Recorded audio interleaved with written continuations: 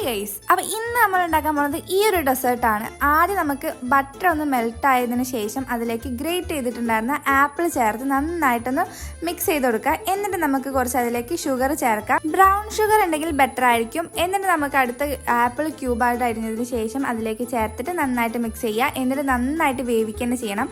Step എന്താണെന്ന് വെച്ചാൽ മൈദ പൊടിയിലേക്ക് കുറച്ച് ബട്ടറും അതേപോലെ തന്നെ ബ്രൗൺ ഷുഗർ ഉണ്ടെങ്കിൽ ബ്രൗൺ ഷുഗർ, അതല്ലെങ്കിൽ നോർമൽ ഷുഗർ ഇട്ടതിന് ശേഷം നന്നായിട്ട് കൈ വെച്ചിട്ട് മിക്സ് ചെയ്ത് കൊടുക്കാം. ഒരു പുട്ടുപൊടിയൊക്കെ പോലെ ആയിട്ട് വരണം. എന്നിട്ട് നമ്മൾ നേരത്തെ ഉണ്ടാക്കി വെച്ചിരുന്ന ആ ഒരു ആപ്പിളിൻ്റെ ആ ഒരു ഐറ്റും ആ ഒരു പൊടിയും അതിൻ്റെ മുകളിലേക്ക് ഇട്ട് കൊടുക്കാം. ഈ ഒരു റെസിപ്പി ഞാൻ ഒരു വീഡിയോയിൽ കണ്ടിട്ട് ട്രൈ ചെയ്യാണ്.